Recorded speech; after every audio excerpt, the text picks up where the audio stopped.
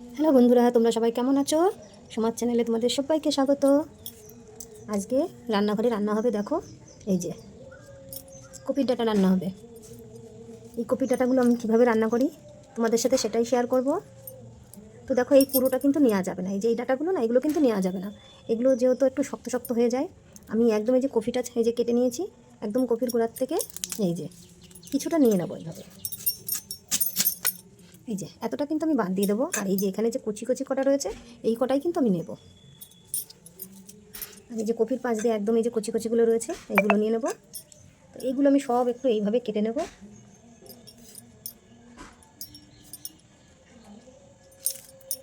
একটু পাতলা করে নিতে হবে, খুব বেশি পাতলা করারও দরকার নেই।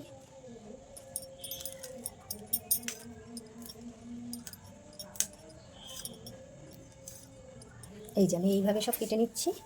এই যে তোমরা চাইলে একটু লম্বা লম্বা করেও কাটতে পারো, কিন্তু আমি অতটা লম্বা করছি না। এই যে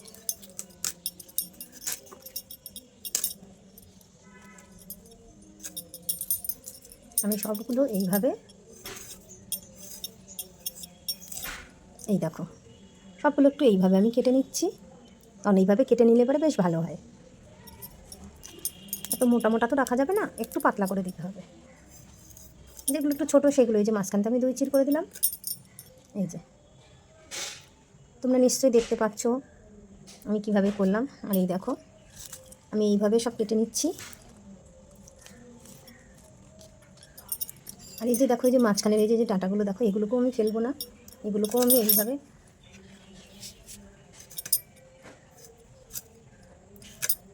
এই দেখো ভেতরের এগুলো কিন্তু খেতে ভালোই লাগে, এগুলোকেও আমি এইভাবে কেটে দিয়ে দেবো। এগুলোকেও আমি ছোটো ছোটো করে কেটে দিয়ে দেবো, এগুলোও কিন্তু খেতে খুব ভালো লাগে।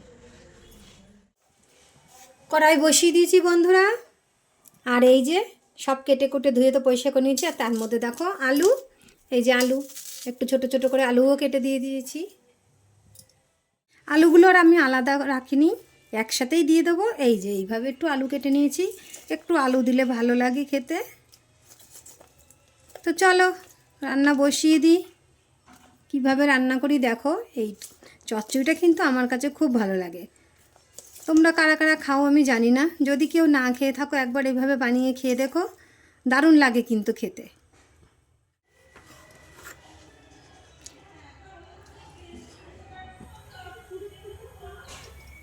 কড়াইতে আমি তেল দিয়ে দিলাম।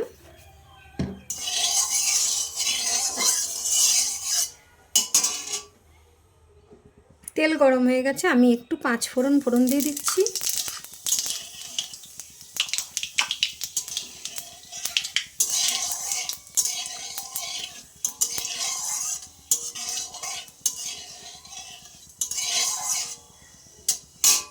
ফোড়নটা হয়ে গেলে আমি আলু কপি ডাঁটাগুলো দিয়ে দিলাম।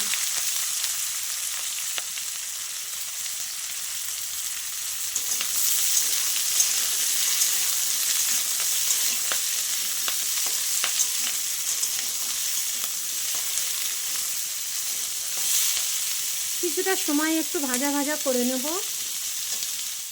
ডাঁটাগুলো কিন্তু আমি ভাজা করে নিচ্ছি, দেখো বেশ খানিকটাই ভাজা হয়েছে, আর একটু ভাজবো। এগুলো কিন্তু খুব জোরে জাল দিয়ে ভাজা যাবে না, একটু আস্তে জাল দিয়ে ভেজে নিতে হবে, তাহলে কিন্তু সেদ্ধটা ভালো হবে। আর এখন আমি লবণ দিয়ে দিচ্ছি পরিমাণ মতন।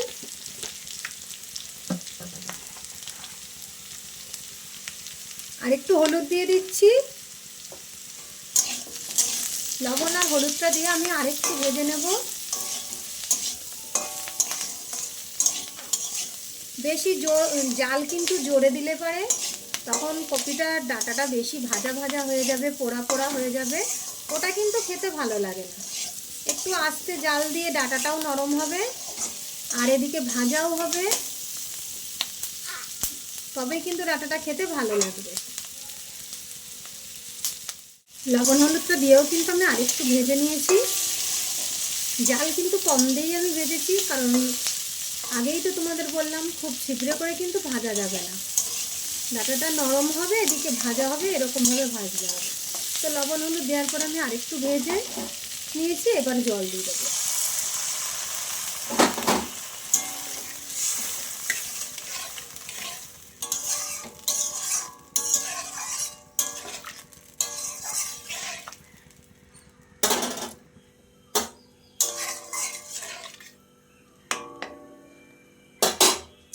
পরিমাণ মতন আমি জল দিয়ে দিলাম।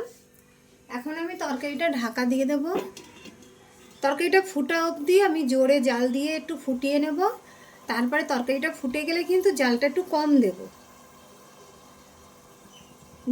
গ্যাসের জালটা একটু মিডিয়াম করে দিয়ে রেখে আমি ডাঁটাটা সেদ্ধ করে নেব।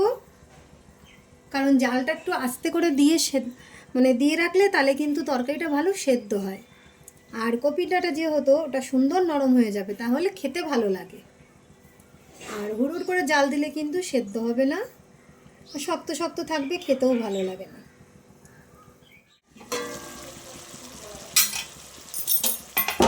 দেখো তরকারিটা কিন্তু আমি বেশ খানিকক্ষণ ফুটিয়ে নিয়েছি।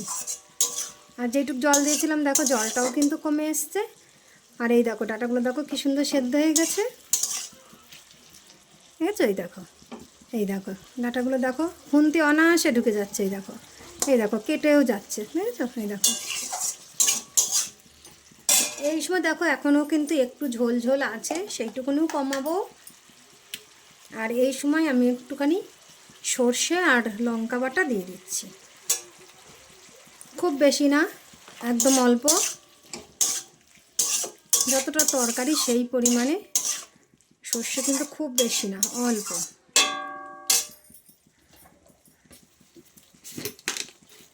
আর দিয়ে দেবো একটু মিষ্টি।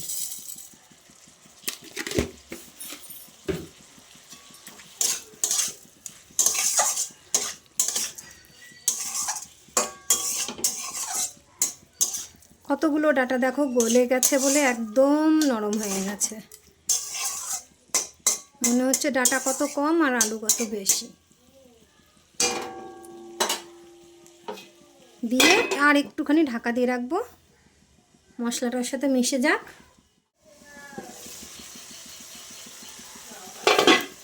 তরকারিটা আমি আলগা করে দিয়েছি। এবার দেখো তরকারিটা কত সুন্দর হয়েছে। আর এই সময় আমি নামানোর আগে একটু ধনেপাতা কুচানো দিয়ে দেবো।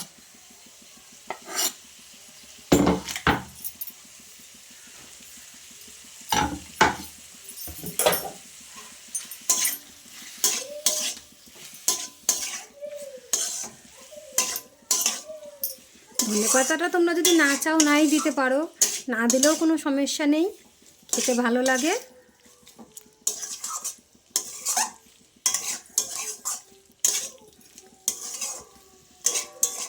ধনেপাতাটা দিয়ে একটু নাড়াচাড়া করে তারপরে নামিয়ে নেব। তরকারিটা কিন্তু কমপ্লিট, আর কিছু দেবারও নেই, কিচ্ছু না। এই তরকারিটা দিয়ে কিন্তু খুব ভালো লাগে খেতে, শুধু একটু ঝাল নুন চড়াচড়া দিতে হবে। যারা যেমন ঝাল খাও সেই পরিমাণে সেরকমভাবেই ঝাল নুন চড়াচড়া দেবে। দেখো হয়ে গেছে তরকারিটা, আমি এইবার নামিয়ে নেব। দেখো এরকম একদম শুকনো শুকনো করে নামাও। আমি গ্যাসটা নিভিয়ে দিয়ে তরকারিটা নামিয়ে নিয়েছি। দেখো দেখতেও কত সুন্দর হয়েছে না? চচ্চড়িটা কিন্তু হেভি হয় খেতেই। দেখো এরকম শুকনো শুকনো করে রান্না করতে হবে। আর ঠিক দেখো দেখতে কত সুন্দর হয়েছে। তো ভিডিওটা যদি ভালো লাগে তোমাদের একটা লাইক কমেন্ট শেয়ার করো। আর অনুরোধ থাকলে অবশ্যই এইভাবে একটু রান্না করে খেয়ে দেখো। তো পরের ভিডিওতে আবার দেখা হবে। টাটা বন্ধুরা।